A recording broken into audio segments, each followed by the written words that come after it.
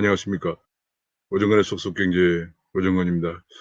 제 뒤에가 주말에 양재천의 유채꽃 보습입니다. 같이 감상하시면서 5월 3일 뉴스 해설 시작하겠습니다. 그러면 제가 준비한 자료를 보시면서 5월 3일자 경제기사 해설을 같이 나누도록 하겠습니다.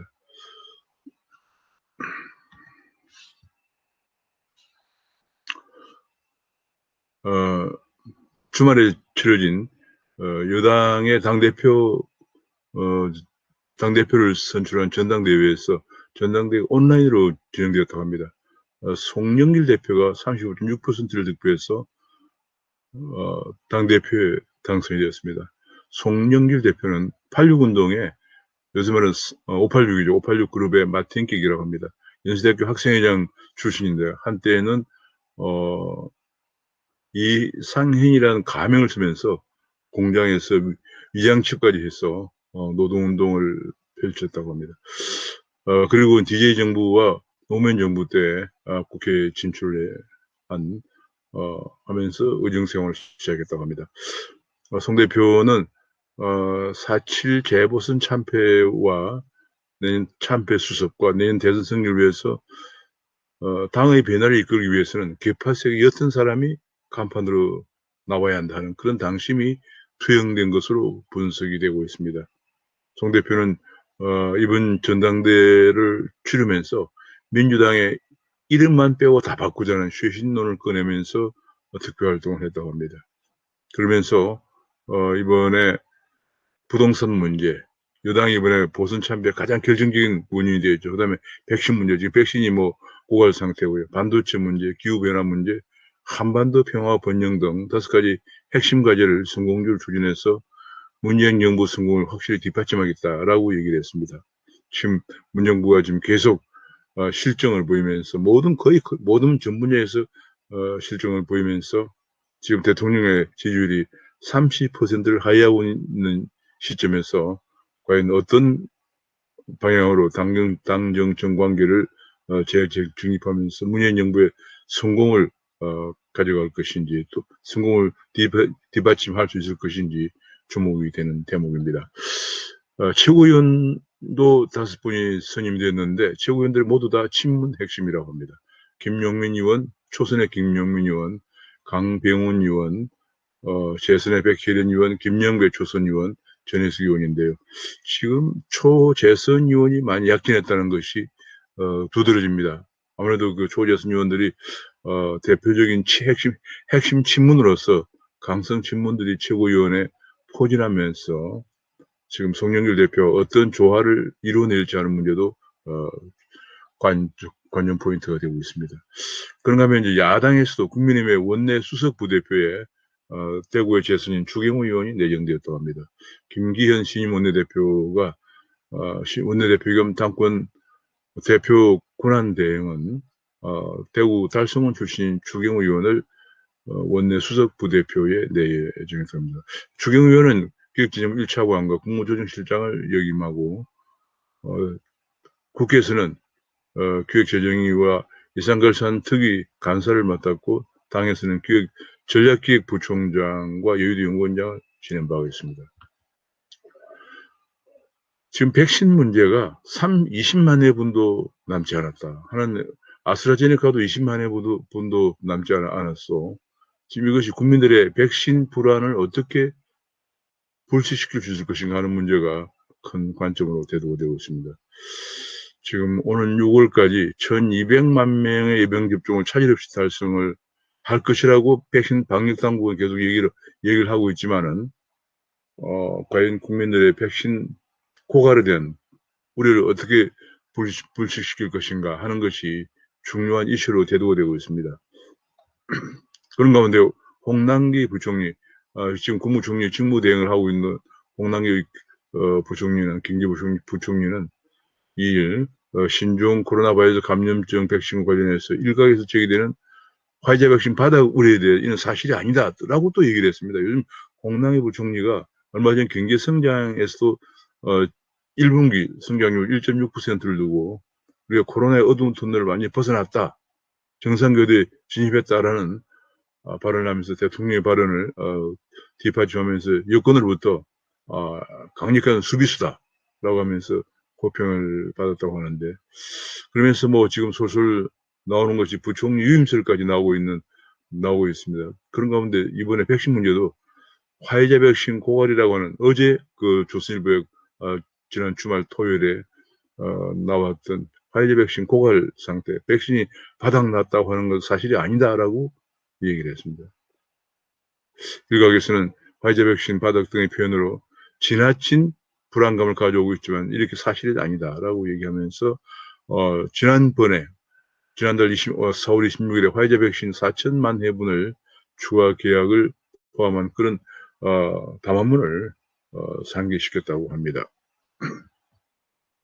그런가 하면 미국에서는 지금 백신 접종하면 $100를 돈을 더 드린다는 그런 보도가 나왔습니다. 이게 지금 뭐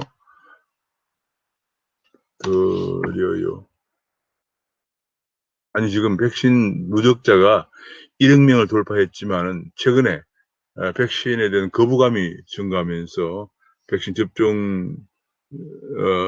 접종이 좀 주춤하고 있다고 합니다. 그러자 $100를 드린다는 그 인센티브까지 제출했다. 그런 제안을 했다는 얘기까지 나오고 있습니다. 아주 부러운 얘기죠. 그러면서 지금 현재 또 한 가지는 백신 접종 선도국이라는 그 지표가 있는데, 블룸버그가 매달 집계하는 코로나19 레질리언스 랭킹이라고 그랬어요. 백신 코로나 회복력 순위 레질리언스 랭킹이라는 게 있는데, 이걸 쭉 발표하는데 한국은 레질리언스 랭킹 회복력 순위에서는 6위지만 접종률은 39위다. 또 이런 얘기가 나왔습니다. 지금까지 한국의 접종률이 100위권 바뀐 걸로 많이 보도가 됐는데 좀 약간 의외의 보도가 나왔습니다. 일단은 이 코로나 블룸버그의 코로나19의 회복력 순위에 의하면은 1위가 싱가포르입니다. 그 다음에 1위가 싱가포르이고요. 지금 2위가 뉴질랜드, 3위가 호주, 그 다음에 이제 대만이 5위, 일본이 7위, 핀란드 9위, 홍콩 10위인데요. 지금 이스라엘이 4위를 차지했습니다. 그 다음에 아랍에미레이트가 8위를 차지하고 미국은 17위라고 나왔습니다. 영국은 18위라고 보도되었습니다. 그러니까 여러 가지를 종합한 코로나 회복력 순위가 그렇게 나왔다고 블룸버그 통신이 보도를 했습니다. 지금 결국은 지금 현재 모든 거 보면 코로나 대체를 보니까 이스라엘이나 미국이나 이런 데를 보면은 코로나 접종이 2차까지 접종한, 2번 접종하면 일단 면역이 되는 걸로 이렇게 나오고 있으니까 2번까지 접종을 거의 국민의 50% 정도가 하게 되면은 생활을 자유롭게 마스크를 안 쓰는 생활로 돌아와도 되는 것으로 이렇게 보도가 되고 있습니다. 지금 영국이 그렇고 미국도 그렇고 지금 이스라엘이 그렇습니다. 그래서 2번 정도까지 맞는 비율이 한 50% 이상이 되어야만이 일단 자유로운 마스크 없는 생활로, 또 거리두기 안 하는 생활로 돌아올 수가 있는 것으로 보여집니다만, 언제 우리가 그렇게 될 것인지 굉장히 지금 백신 고갈 문제 때문에 논란이 커지고 있습니다. 지금 백신 고갈 문제, 과거에 워낙 지난 4년 동안 많은 실정을 하면서 변명으로 일관해 오다 보니까 이제 정부에 대한 이게 큰 문제인데요. 정부 정책에 대해서, 백신 정책에 대해서조차도 국민들의 신뢰도가 떨어지고 있는 것 같습니다. 홍남기 부총리의 강변에도 불구하고, 또 야당에서는 그러면 계약을 했으면 계약한 증명서라도 좀 보여달라 얘기하지만 그런 것도 보여주지 않고 그냥 발표밖에 없습니다. 그러다 보니까 더 신뢰가 떨어지고 있는 것 같습니다. 지금 5월 21일에 다가오는 한미 정상회담을 앞두고 가장 큰 문제가, 한미 간의 큰 문제가 한미 동맹 복원이 큰 문제가 대두가 되고 있습니다. 지금 현재 그 한미 동맹이 지금 많은 부분에서 문재인 정부가 북한과 중국의 눈치를 너무 보는 정책을 하면서 미국이 요구하는 쿼드에도 참여하지 않고, 한국에서 2+2 회담, 미국의 국방장관과 외무장관끼리 한 2+2 회담에서 미국은 북한의 비핵화를 주장하고, 반면에 우리는 한반도 비핵화를 주장한다든지 이렇게 하면서 이견을 보이고 있는 가운데 최근에 문재인 대통령도 계속 미국의 그 대북 문제와 대중 문제에 관해서 비판적인 발언을 내놓고요. 또 백신에까지도 심지어는 미국 우선주의에 대해서 비판하는 발언들을 내놓고 있고, 또 정의용 외교 장관이나 주미 대사도 일반적인 국민들의 정서와는 거리가 먼 얘기. 예컨대 뭐 주미 대사는 뭐 과거 50년 동안 동맹 관계로 해서 앞으로 50년이 동맹 관계일 필요는 없다. 뭐 이런 얘기까지 한다든지. 정말 상상을 초월하는 그런 얘기를 지금 하면, 최근에도 그런 맥락의 발언들이 국립 외교원장에서도 또 나오고 있고요. 지금 그런 아주 지금 한미동맹 관계가 흔들리고 있고, 또 그런가 하면 또 뭐 일부 야권을 포함한 시민단체, 또 미국에 있는 시민단체들이 지금 평화협정을 계속 주장을 하면서 미국에서 시위도 하고 있는, 캡itol 힐 근처에서, 국회의사당에 있는 캡itol 힐 근처에서 시위도 하고 있는 그런 모습을 보이고 있습니다. 지금 이런 가운데 열리는 그 한미 정상회담이 굉장히 한미동맹 보온이 중요하고, 그 외에도 뭐 많은 이슈가 있습니다. 뭐 지금 현재 이슈가 지금 백신 문제, 그다음에 또 무슨 반도체를 중심으로 한 산업동맹 문제, 이런 것도 있지만은, 지금 근본적으로 미국이 요구하는 미국의 쿼드에 한국이 참여하는 문제라든지 이런 안보 외교 문제가 타결되면 그 뒤 문제는 수술 그냥 풀리는 문제입니다. 그런 가운데서 이제 미국에서 이번에 그런 중요한 이슈가 다가오고 있는 한미 정상회담이 한 달 앞으로 20여일 앞으로 다가오고 있는데, 그런 가운데서 미국 조 바이든 행정부가 대북 정책 검토를 완료했다고 발표했습니다. 대북 정책 검토를 완료했는데 주요 내용 두 가지입니다. 하나는 과거 대북 정책의 실패를 인정을 한다는 것입니다. 빅딜 정책, 그건 트럼프가 했던 거죠. 빅딜이라고 해서 이제 위에 톱다운 식으로 정상끼리 협상을 통해서 싱가포르 협상이라든지 이런 식으로 싱가포르 북미회담 같은 식으로 하는 빅딜 정책도 실패했다. 지금 빅딜 정책의 실무적인 협상보다는 정상 간 담판을 짓는 새로운 접근 방식을 트럼프는 취했는데, 2017년 북미 첫 정상회담, 싱가포르 회담이죠. 합의에도 불구하고 결과적으로 실질적인 성과를 내는데 실패했다. 이런 평가를 내렸고, 바이든이 오바마가 해왔던 전략적 인내, 오바마는 북한이 전향적인 태도를 보이기 전까지는 사실상 아무것도 하지 않는 정책, 전략적 인내라는 정책을 취하면서 결과적으로 북한 문제는 자연스럽게 최우선 순위에서 밀리고, 그 사이에 북한은 핵과 미사일을 계속 개발하는 시간만 벌어갔다. 이런 비판을 하면서 지금 빅딜도 아니고 전략적 인내도 아니다.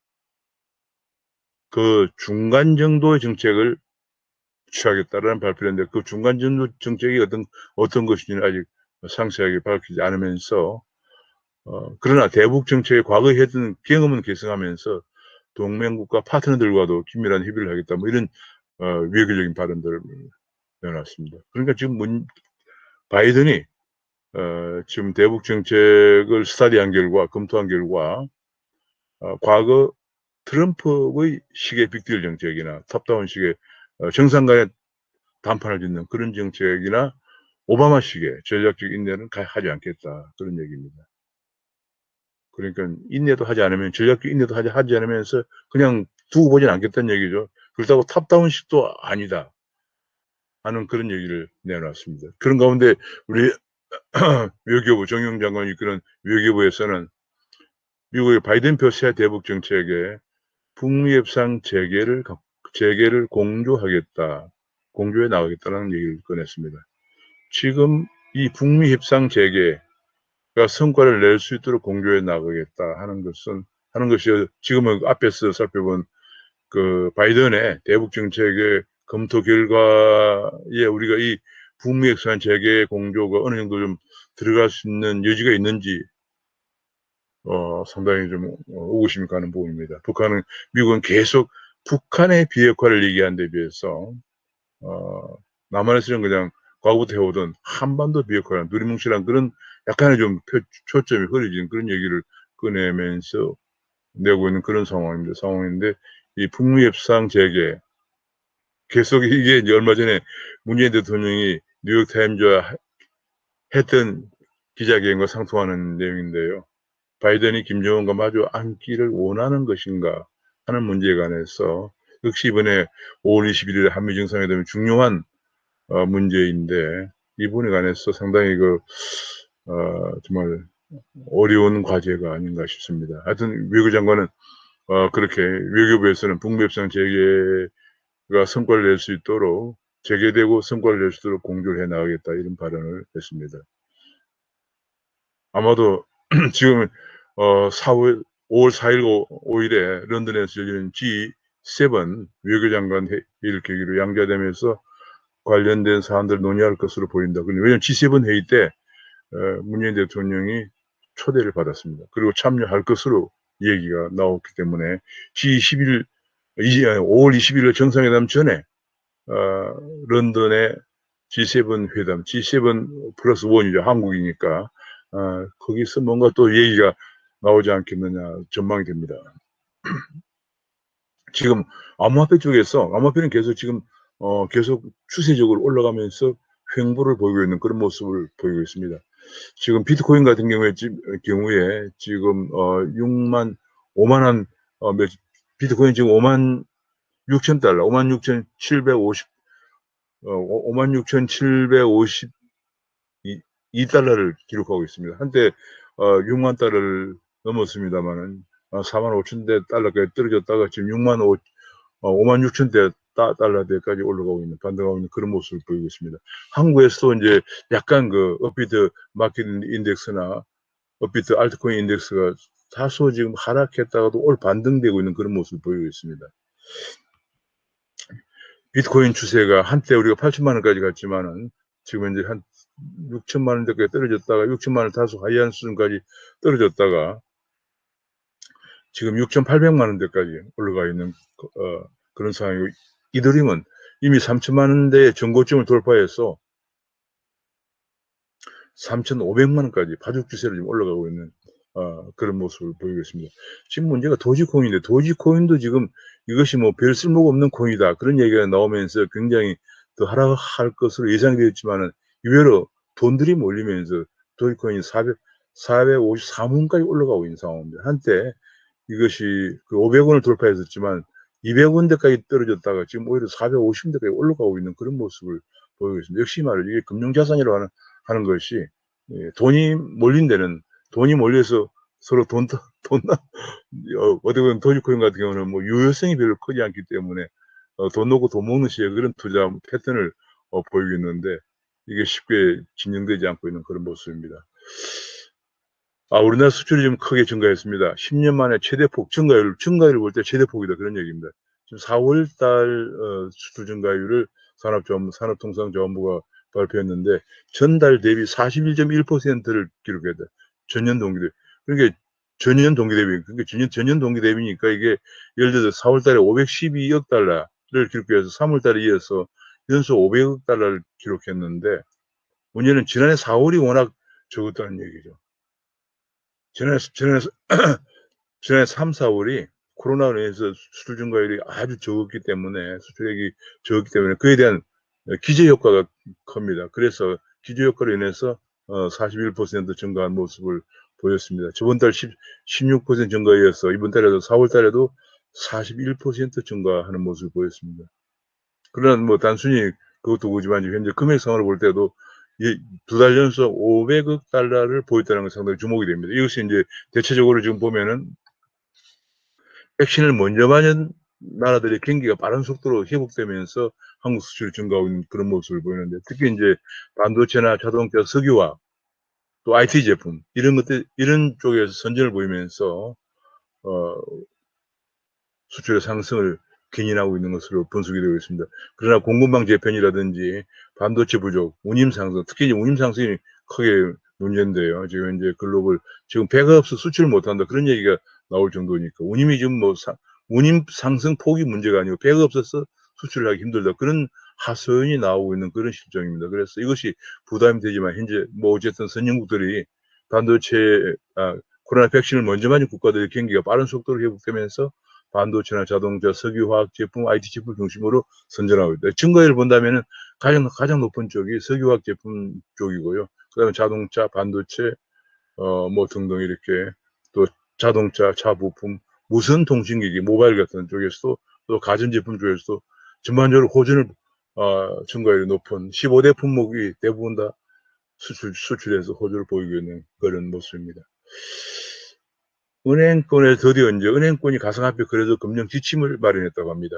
지금 이게 특정 금융 거래 정보표를 특검법이라 해서 이것이 시행되면서 9월부터 이제 은행들이 여기에 대해서 거래소들이 여기에 여기서 요구하는 여러 가지 필요 요구를 충족지 못하면 거래소가 폐지되는 그런 상황까지 갈 것인데, 이 특검법에 따라서 암호화폐 거래소가, 가상화폐 거래소가 그런 역할을 제대로 하고 있는지를 검증을 은행 보고 해서 보고하라는 것이 특검법의 또 하나의 은행에 큰 부담이 되고 있는 상황인데요. 그에 대해서 은행연합회가 일부 용역을 주면서까지 가상자산 사업자 공동평가 지침을 마련했다고 합니다. 그래서 해당 거래소의 위험도, 안전성, 사업 모델 등 종합적으로 평가 결과를 토대로 실명 입출금 계좌를 발급할 수 있는 여부를 결정하도록 하기 위해서 은행연합회가 가상자산 사업자 공동 지침을 마련했다고 합니다. 거기에는 이제 ISMS라 해서 정보보호체계 인정을 받았는지, 또 특검법 의무 이행을 위한 조직 내부의 그런 체계를 갖추고 있는지, 가상자산 사업자의 대주주의 인력 구성, 또 가상자산 사업자의 지급하는 코인의 안전성, 또 사업자의 재무적 안전성 등을 핵심 사항을 점검하도록 그렇게 명시를 했다고 합니다. 지금 이제 은행에서 이번에 이제 지난 4월 29일에 발표한 가계대출 관리 방안의 핵심이 이제 버는 만큼 빌려준다. 그래서 DSR이 뭐냐면 원리금 상환 비율이거든요. 소득에 대해서 원리금 상환 비율의 40%를 이제 이상이 되도록 한다. 그러니까 문제는 버는 만큼 소득이, DSR 분모가 되는 버는 소득이 얼마냐, 그것이 이제 큰 문제인데요. 지금 특히 이제 급여가 없는 경우는 국민연금이나 카드 사용액 등으로 소득을 추정하고, 청년의 경우는 통계를 기반해서 미래소득을 인정한다, 이런 얘기가 나오는데, 이걸 어떻게 추정하느냐 하는 것이 은행권의 큰 과제로 지금 대두가 되고 있다, 그런 보도가 나오고 있고요. 또 한 가지, 이제 공기업 쪽에서 공기업의 11곳이 적자로 전환했다. 코로나 직격탄으로 11곳은 적자로 전환하고, 지금 적자가 많은 석유공사나 광물자원공사 같은 경우 적자가 확대되고 있다, 그런 얘기입니다. 근데 지금 이제 347개 공공기관의 지난해 당기 순이익이 5조 3천억으로 나왔는데, 이 중에서 공공기관 유형별로 보면은 지금 준정부기관은 96개 준정부기관과 210억의 기타 공공기관은 당기 순이익을 거둔 데 비해서 공기업만 마이너스를 기록했던 얘기입니다. 어제 지난번 보도에서 공기업의 부채가 500조를 넘었다, 그런 얘기가 나온 적이 있습니다. 공기업 부채가 10만 명의 정원을 늘리는 바람에 공기업 부채가 545조 원으로 크게 증가했다는 보도를 제가 한 적이 있습니다. 그래서 이게 지금 공기업이 굉장히 방만하게 운영되고 있는 그런 모습을 보이고 있습니다. 근데 또 이번에 이제 삼성전자의 큰 손이, 동학개미가 드디어 삼성전자의 큰 손이 되었다, 국민연금을 제쳤다는, 국민연금과 기관을 제쳤다, 이런 보도가 나왔습니다. 지금 삼성전자의 지난 4월 30일자 기준으로 지분율을 보면 외국인이 54.6%를 가장 높고요. 그 다음에 대주주 특수환경 21.1%, 그 다음에 개인 투자자가 10.1%로 나왔습니다. 국민연금이 9.5%고 기관 투자가 4.58%는 얘기입니다. 지금 국민의 10명 중 1명이, 대단합니다. 국민 10명 중 1명이, 그러니까 이제 500만 명 정도가 삼성전자 주식을 갖고 있다는 얘기죠. 한국의 대표주로 완전히 자리매김하고 있는데, 문제는 이게 가장 포인트는 개인 지분율이 10%를 돌파했다는 게 큰 의미를 갖습니다. 올해 들어 2억 주 넘게 사들여서 1분기만 주주가 220만 명 증가해서 삼성전자의 국민이 가지고 있는 주식이 약 500만 명이 넘었었다 하는 것이 굉장히 중요한 얘기가 되겠습니다. 그리고 개인 투자 비율이 10%를 넘었기 때문에 이제 주총에서도 경우에 따라서 상당한 역할을 할 수가 있는 그런 여지를 보여주었습니다. 지금 우리나라 주식시장에서 주식을 가지고 있는 국민의 주주의 수가 지금 1,000만 명에 육박하고 있습니다. 그래서 사실은 이제 국민 주주 시대에 돌입을 했습니다. 1,000만 명이라면 거의 성인 인구의 절반 정도가 주식을 가지고 있다는 얘기거든요. 굉장히 중요한 얘기인데, 왜냐하면 그렇게 되면은 그 정책도 과거처럼 무조건 반기업 정책으로 하면은, 무조건 반기업 정책은 곧 1,000만 명의 그 주주들의 반대하는 정책이 될 가능성이 크기 때문에 지금 무조건 이제 1,000만 주주 시대에는 반기업 정책을 하는 것도 이제 자연스럽게 어렵게 되는, 특히 이제 선거를 자주 치르기 때문에 선거에서 이기기 위해서는 무조건 종래와 같은 거는 기업은 그냥 공직이다 이런 식으로 해서 지금까지는 기업은 공직이다는 반기업 정책을 너무 많이 도입해서 일자리가 없어졌는데 이제 그러기도 상당히 쉽지 않은 상황이 되어가고 있는 것 같습니다. 차량용 반도체가 없어서 생산 차질을 보이면서 반도체 옵션을 빼면은 차값을 할인해주는 눈물겨운 사태가 나오고 있습니다. 지금 내연기관차에는 보통 최소 200개, 전기차는 최소 500개 정도의 반도체가 필요한데 최소 3분기까지는 반도체 수급 상황이 여의치 않기 때문에 반도체를 할인해서 반도체를 옵션을 빼면은 차량 값을 할인해주는 그런 눈물겨운 그런 고군분투를 하고 있는 모습을 보이겠다는 얘기가 나왔습니다.